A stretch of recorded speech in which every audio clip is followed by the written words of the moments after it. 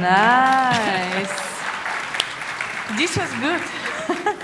If you can hear at least some of the first part, like you will hear the most important one. So I came back to Bulgaria 2015, and I decided that I'm some kind of fed up with the corporate life. I started my own business in the software and hardware development.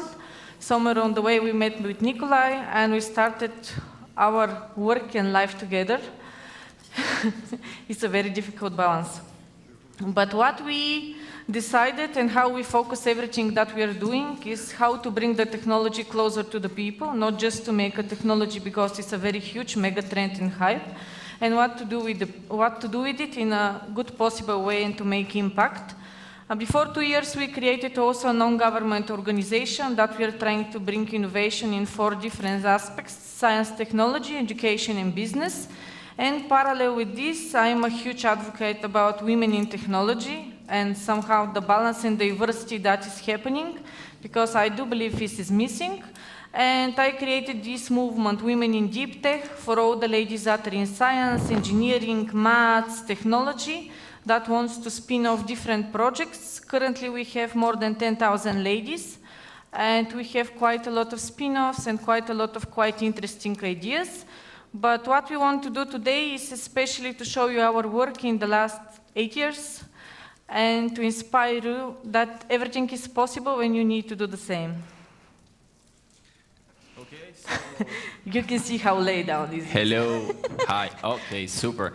So basically, my name is Nikolay Chotrov, and as you heard my colleague here, she went on a path as an entrepreneur, as I said, in the light way, and I'm going to show you the dark way of making an entrepreneur out of yourself.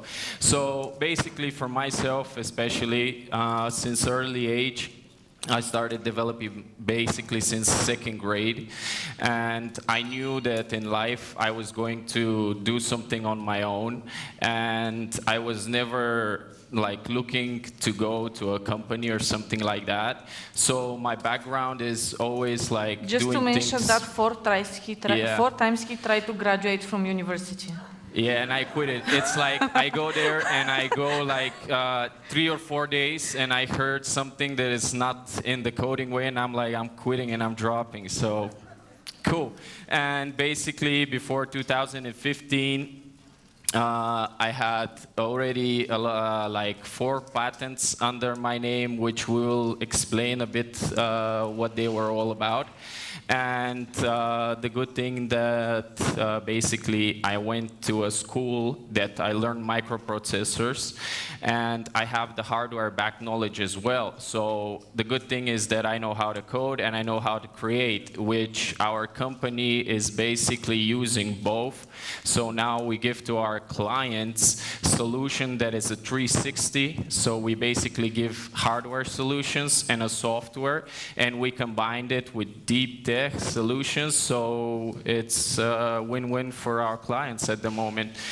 And how my journey basically began is in school. Each week we had to do basically like an assignment where we had to do like it was 3 or 4 page long like essays and things like that on all of the things that we learn, like, and see the schematics and things like that. And basically nobody wanted to do it, and they were like saying, hey, you're pretty good at it, if I give you money, will you do the job? And I'm like, that can be a business.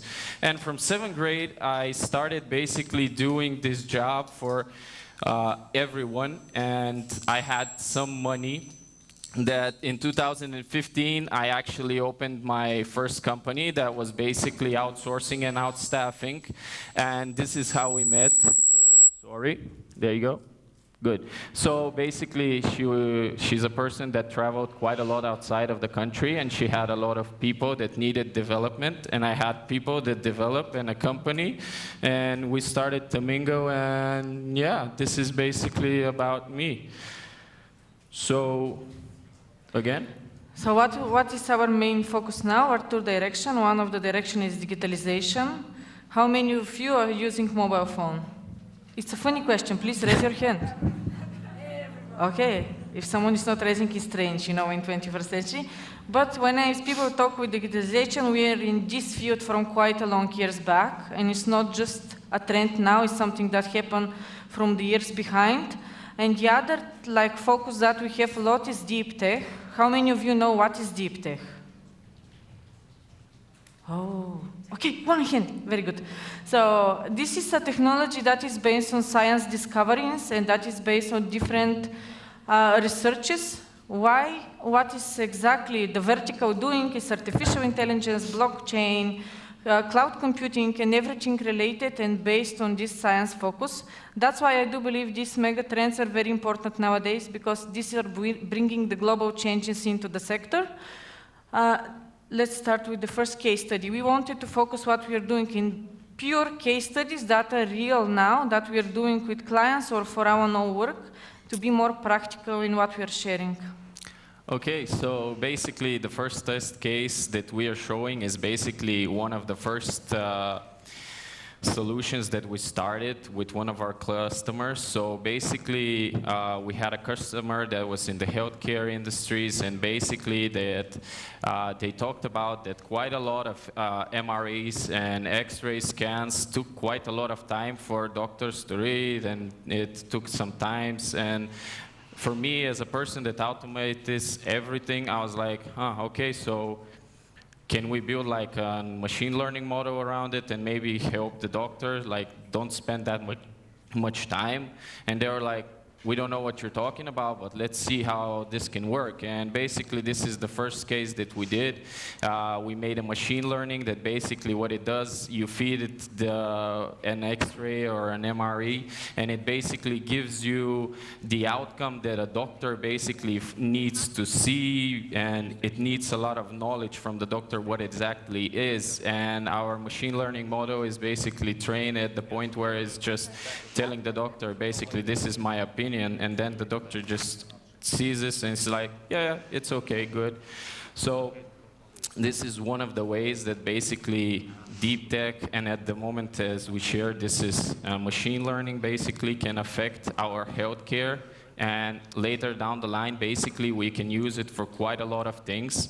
Other things are basically outside of our company. Basically, they're doing a lot of researches, basically on taking heat images and basically seeing where the circulation of blood is stopping. And basically, this way, this is one of the cheap way that you can find problems basically early on.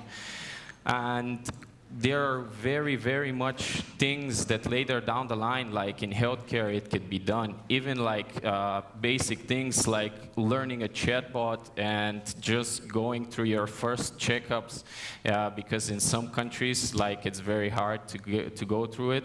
Like you can do it with a chatbot that is tested the correct way and basically just save the time of your doctors. So in future, I believe that like healthcare is going to be very shaped by the tools that we are having at the moment, and we can move basically to the next case, which is something that my colleagues actually very passionate about. Did it change? Yeah. Yeah, I like the mainly direction, manufacturing, construction, and something different. Our next case is related to manufacturing. As we all know, this is a very important industry in every place. And what we did before 1 year almost, we created this prototype called Genie Twin. And what we did, we are creating a digital twin or any kind of manufacturing place. In this case, we started to make a simulation. We started to make prediction about how this process manufacturing especially is working, what will be the outcomes. And now, before 6 months, we just added artificial intelligence into it. And in this case, we are evaluating how the processes are working, and we are giving consumption and advices to the companies. Currently, we have more than 5,000 companies in manufacturing, different industries, textile, like food and beverage, and etc., that are using the tool. And this is one of the things that I found very valuable, and especially with AI and all the data possibilities that you have with it, is exactly to bring to the small and medium enterprises the opportunities to know, to have the knowledge that they can access through very long and very cost consumption process. Yeah. So basically, come on. Yeah. Super. So basically the next case that we actually worked on is transportation. And basically one of the solutions that we developed is basically very simple. It's for the traffic lights. And basically what we did there is we connected all of the traffic lights, and they know basically each and every single light. In what position is it? Is it green? Is it red? And basically what it does there is it monitors basically, like, let's say, all of the traffic jams, and it basically knows when and which areas to basically focus and how to go, basically, so it doesn't have a traffic jam. And another thing that it basically is good for is outside of that, it's basically giving the in which dates most of the venues are actually used, because, like, let's say municipalities can know basically when a lot of people outside of the city is coming inside the city, where they're going, and basically it's good for business to know. And so yeah, transportation is another thing that we would really want to explore outside of this solution, and we believe that with some solutions that we were planning with blockchain, we can really chain together basically the transportation and see where goods are and how they're going and things like that basically as well. Just to add here, and early in the morning, I heard a very nice idea about digitalization of the municipalities. This project for transportation is working, like fully operational, working in 500,000 city in Bulgaria. And the municipality is trying to dive deeply into what they can do digitalize and what they can do in order to bring and to make the ecosystem easy accessible and like more welcome for the people. The next one that I'm very passionate about is education. To be honest, we have a lot of projects directed into, especially into this field. But one of the projects that I want to share with you, that is 3 years research about cross between artificial intelligence and emotional intelligence, and how we are supporting the youngsters, assessing them into different gamification methodologies to find their perfect positioning in terms of university or in terms of internship. We have more than 50,000 students that pass this assessment currently, and we have more than 87% success rate after that for the students that went to different universities or different internships. So I will be very happy and grateful, like if some of you wants to try it, because I do believe, as all the students here know, it's good to study something, but the point is after you study to have this realization and to find your peace. And it's not just about the knowledge, it's about what kind of personality and person are you. And if you can explore yourself first, you can easily explore different kind of opportunities available around. Super. So the next thing that we actually delved very and tried to develop something, and we did, and we're pushing at the moment, is basically a solution that actually checks the turbines, because a lot of the cost is when a repair needs to be done. And what we did there is we basically developed like a machine learning that is focusing on seeing the vibration of the motors and things like that. And basically it knows when the turbine will need repairment, and this will cut down basically the amount that it would need, because you will do it beforehand. And this is something that we really try to push forward more, because we believe that it will save quite a lot of money, and I think it's a very good thing for the energy industries. And Yeah, the green economy. Green economy, this is from the last 1 year and a half, we work a lot into this direction especially. We have more than 23 startups now that we are supporting in terms of trying to work in circular or green economy at some point. But one of the things that we are proud that we are currently working in a very deep communication with the European Commission especially is about in creating blockchain passportization of the waste. In this case, we can track the waste and use the waste in the best possible ways. Also, we are creating currently marketplace in which all the companies that need resources can utilize these resources and trying to use some kind of waste from another company. And moreover, what we are proud of that we created one of the first places in Bulgaria that is using the waste from the municipality and turning this waste into startup projects and different kind of ideas that are commercialized and monetized on the market. And more than 90% of the startups are coming from high school and university students. Super. And I think it's the next test case is basically one of the patents that I actually own, and it's in the agrotech. And basically the solution here that we offer is basically like a tool that we give to people that are in the agriculture, and they basically place it in the ground. And what it does, it basically gives information about the soil, and if you want to, let's say, grow cucumbers or whatever, it knows what the soil exactly needs. It knows if the place where you're going to farm, is it on a slope? Is it like, if it's not downwards? Because when you're watering it, basically the water, like the plants, one of the half that is on lower, it's like over-watering if you continue to water it. And basically, this is a way that you can actually use as less additive materials to the growing the crops as you can possibly could. And it's a thing that we basically push just to help agriculture save some money when you're growing your crops.